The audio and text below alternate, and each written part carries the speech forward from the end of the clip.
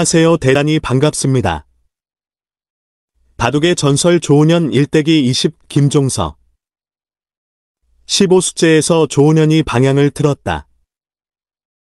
내 웨이핑은 전혀 고민하지 않고 조은현의 도발에 침착하게 대응했다.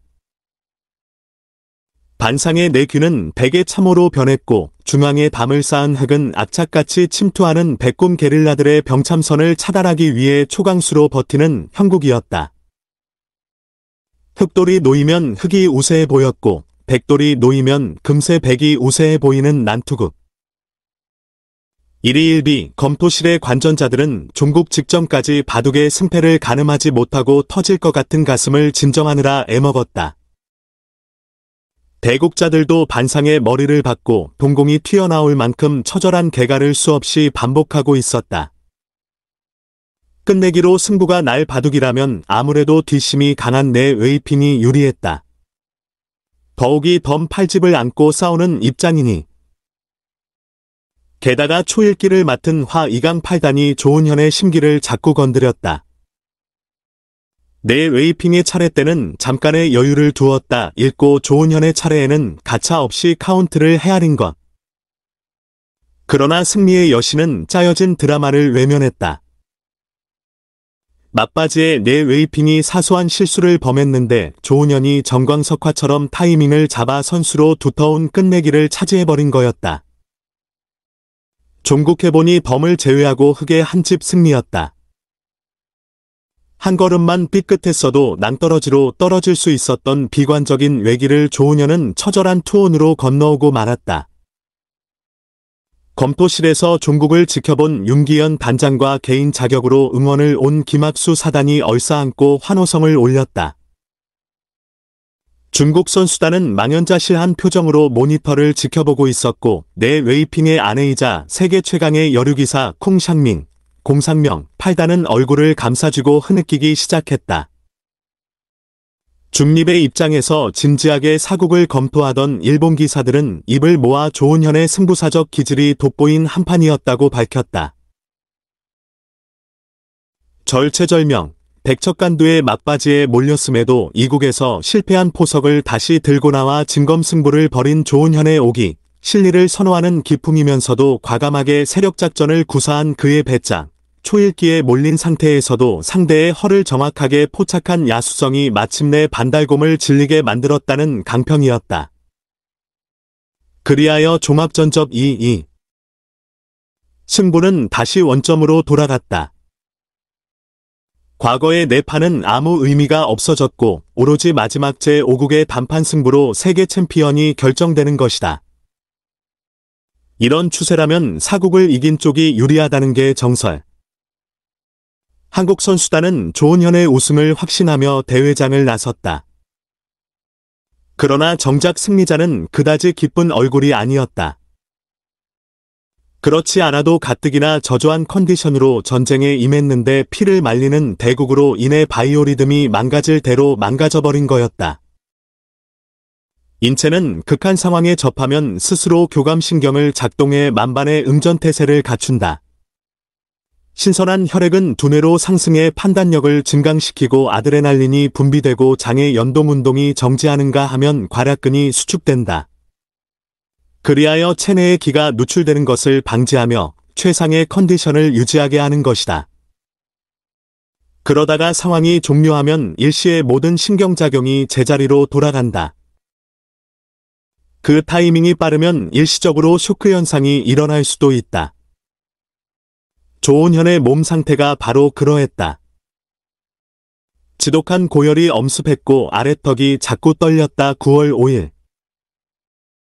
마침내 1년 넘게 이어져 왔던 제1회 응시배 세계바둑선수권대회의 챔피언이 가려지는 날.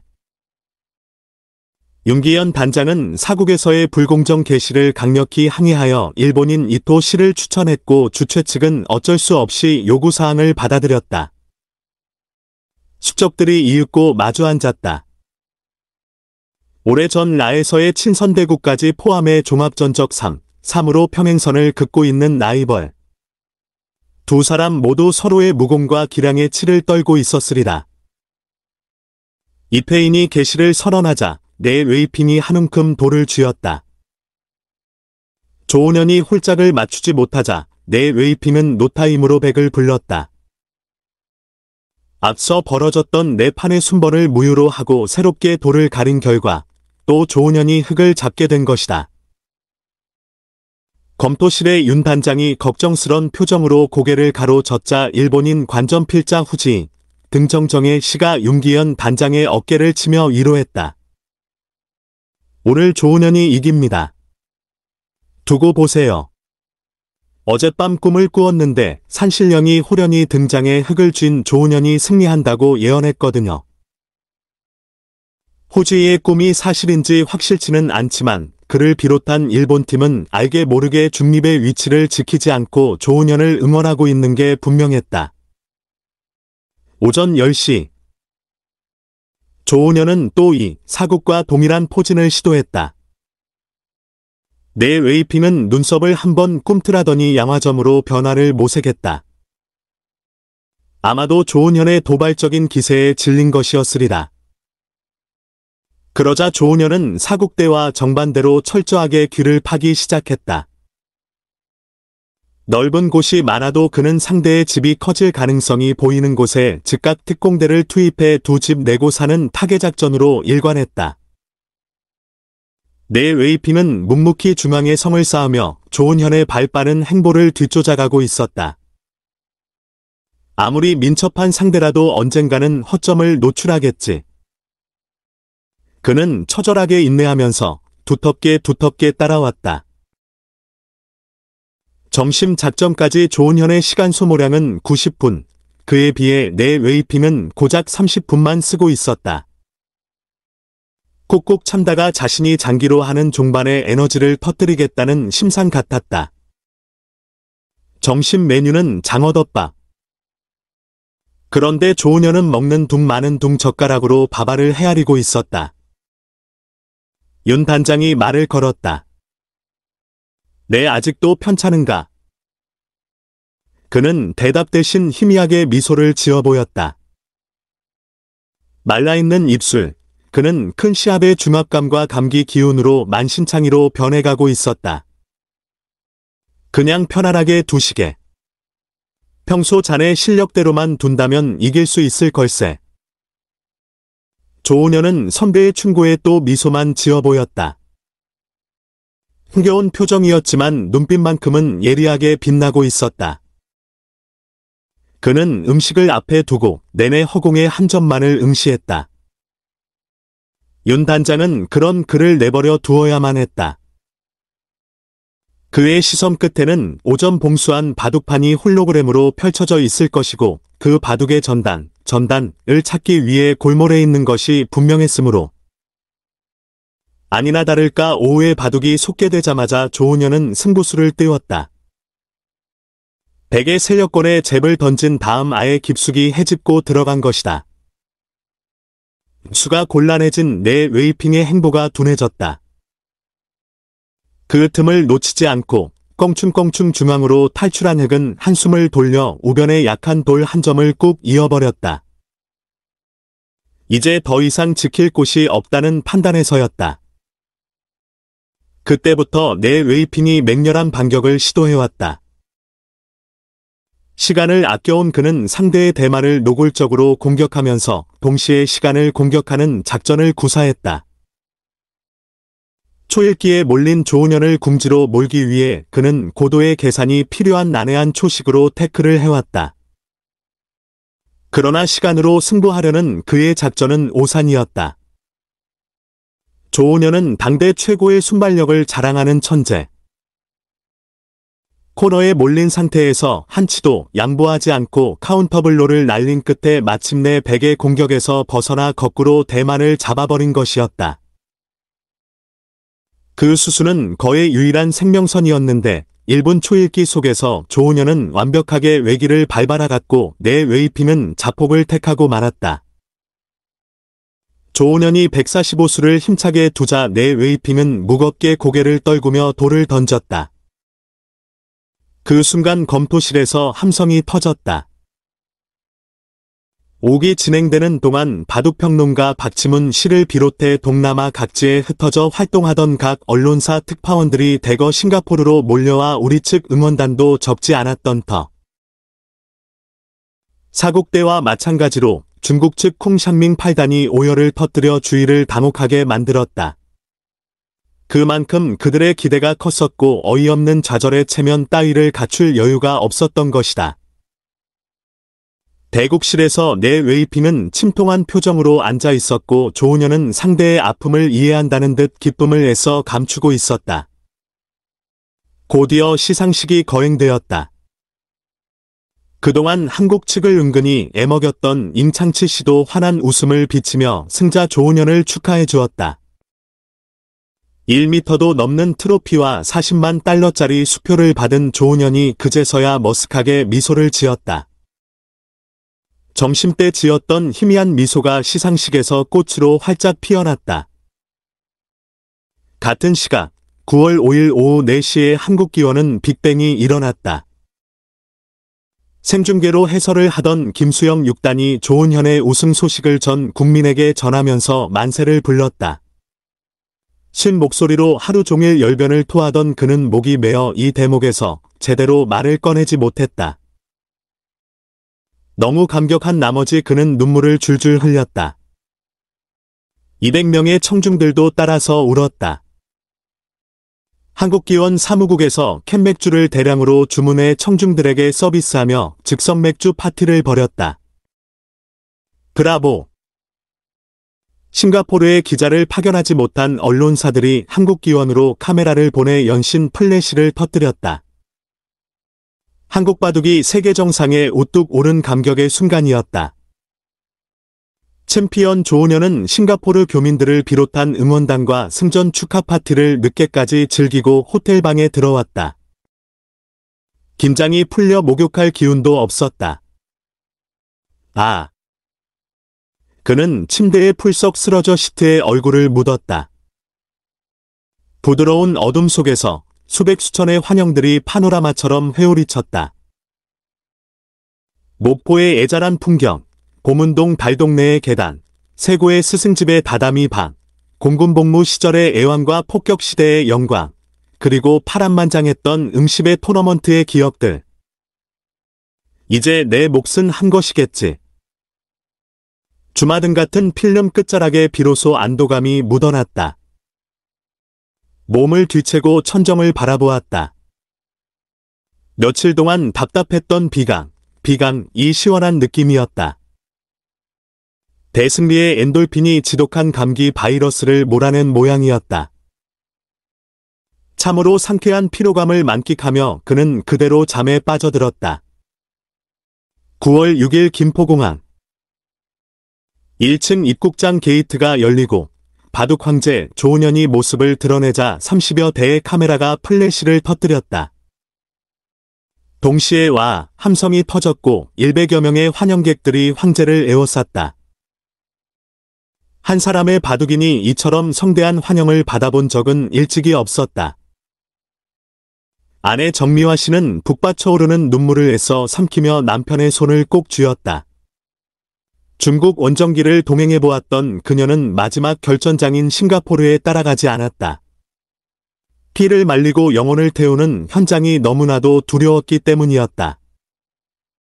대신 그녀는 용인의 사찰에서 날마다 1080회 배를 올렸다. 부처님, 남편이 후회 없는 바둑을 둘 수 있게 평정심을 주십시오. 맹목적인 승리를 기원하는 예불이 아니었다. 육체의 건강과 정신의 평정을 염원했다. 그러다 보면 승리는 자연스레 따라오는 고차원적인 기도였던 것이다. 남편의 손은 뜨거웠다. 그렇지 않아도 깡마는 체구의 그가 그날따라 유난히 말라 보였다. 고생했지야? 아내와 아이들 뒤에서 부모 조이야, 규상에서 계명, 옴과 박순의 여사가 짧게 물어왔다. 그동안 어떠한 바둑 시합의 결과를 놓고도 이렇다 저렇다 평을 하지 않았던 어른들이셨다. 쑥스러움을 감추지 못하는 체질의 조은현이지만 이 나는 속내를 활짝 드러내놓고 마음껏 웃음을 터뜨렸다. 귀빈실에서 가진 기자회견. 결승 5번기에 대한 소감, 새로운 국제 룰에 대한 견해 등을 기자들이 물어왔다. 황제는 모처럼 자상하게 모범 답안을 냈다. 회견이 끝날 무렵 한 기자가 의미심장한 질문을 던졌다. 언제쯤 일선에서 은퇴할 생각인가? 그리고 이창호 이외에 또 다른 후진양성을 위한 계획은 없는가? 이제 막 정상에 오른 바둑 황제에게 은퇴 시기를 묻는 당돌한 발언. 그러나 그 질문은 정상 등극 이후의 국내 바둑 판도를 나름대로 예측한 기자의 예리한 후각에서 비롯된 것이었다. 황제는 망설임 없이 대답했다. 바둑 두는 것 자체가 내 직업이고 소명이기 때문에 일선에서의 은퇴는 전혀 생각해 본 바 없다. 지금 이창호 3단을 내 제자로 키우고 있는데 내 자신이 현역이기 때문에 더 이상의 후진양성은 나중에 생각하고 싶다. 1989년 9월에 남긴 그 인터뷰는 그로부터 13년이 지난 2002년 겨울까지도 아직 그대로 유효한 상태이다. 공항에서 종로의 한국기원까지 조은현은 꽃가마를 타고 이동했다. 장원급제를 축하하는 환영의 카퍼레이드. 길거리의 시민들은 세계바둑을 제패한 37세의 아름다운 청년 조은현에게 아낌없이 박수를 보내주었다. 시인 박재삼은 헌시를 지었고 대통령을 비롯한 고위 정치인들의 축하 메시지가 쇄도했다. 한국기원 5층 건물 전체 벽면에 경축 플래카드가 걸렸고 각 신문마다 일면 전체를 바둑 황제 조은현에 대한 찬사로 도배하다시피 했다. 정부에서 나라의 명예를 빛낸 공로를 높이 사문화훈장을 수여키로 결정하자 조은현은 우선순위로 조남철 선생이 먼저 받아야 한다고 주장했다. 꽃을 피운 자신보다 파종을 한 선생의 공로가 우선이라고 생각했기 때문이었다. 그리하여 두 사람은 나란히 청와대로 가 훈장을 수여받았다. 경제적으로 풍요롭지 못했던 우리 바둑계, 문화와 스포츠 어느 쪽으로도 편입되지 못하고 장래의 정체성을 고민해야 했던 바둑, 일본에서 활약하는 조치훈의 소식에 따라 울고 웃던 한국 바둑이 마침내 자역으로 쟁취해낸 세계제패의 대쾌거. 조은현이 응시배 세계바둑선수권대회에서 보여준 동무는 세계바둑계의 시선을 한반도로 돌리기에 충분했다. 이후 모든 대회에서 한국의 위상은 한 단계 업그레이드되어 출전 엔트리 수도 늘어난 것이다. 길고도 긴 대장정에 마침표를 찍고 집으로 돌아온 조은현은 모처럼 제자 이창호와 단둘이 마주 앉았다. 누구나 마주하면 세계제패에 대한 축하 인사를 먼저 건네건만 돌부처와도 같은 창호는 꾸벅 고개만 숙였다. 이제 15세 여드름투성이 청소년. 스승은 씩 웃으며 창호의 머리를 쓰다듬어 주었다. 그 목례와 손길은 결코 의례적인 인사가 아니었다. 한국 바둑사의 한 페이지를 장식할 결정적인 장면이라고 필자는 생각한다.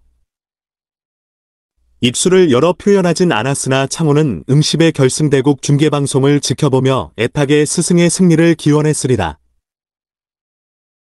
당시 3단이었지만 무패의 연승행진을 계속 이어가고 있었던 창호는 이미 정상급 실력을 인정받은 상태였고 계산이 정확하고 빠르기로 타의 추종을 불허할 정도의 고수로 대접받고 있었다. 창호야. 이젠 내가 해줘야 한다. 조은현은 익살스럽게 말문을 열었다.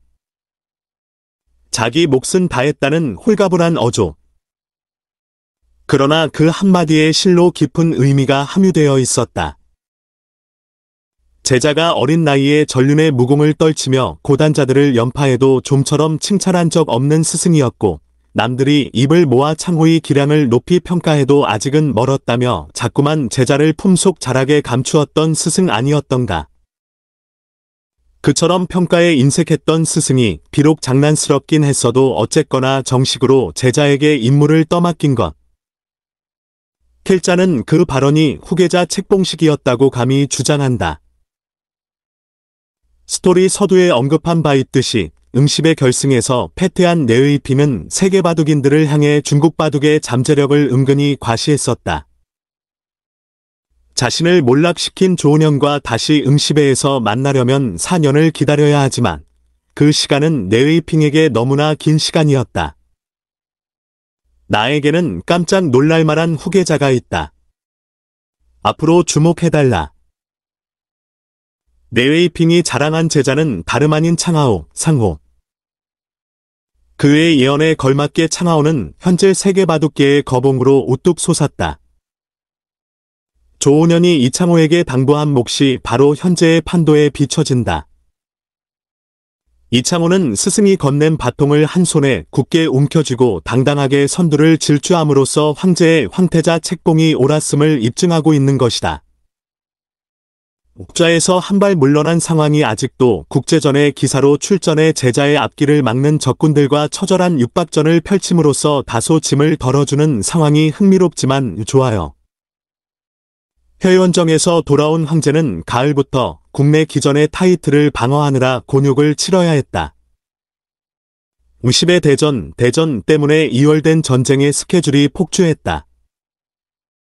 전선은 한 곳에 집중되지 않고 사방에 형성되었다.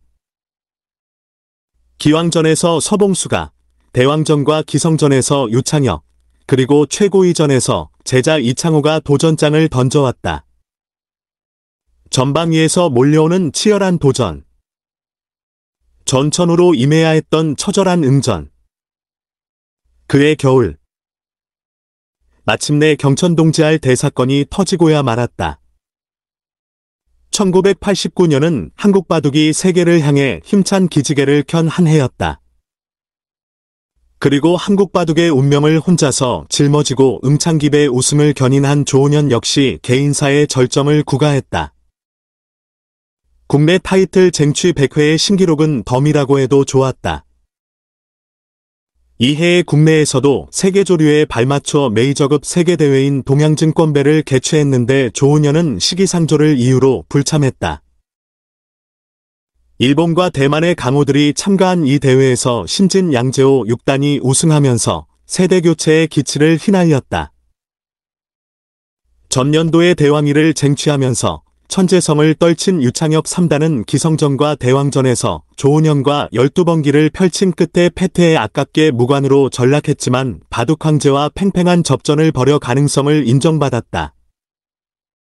일본의 조치우는 본인방을 따내 10단, 천원과 함께 3관왕에 올라 제2의 전성기를 구가하고 있었다. 이 무렵 바둑 황제 조은현이 무색하리만큼 출중한 성적을 내고 있는 다크호스가 있었으니 그 주인공은 다름 아닌 황태자 이창호 4단이었다.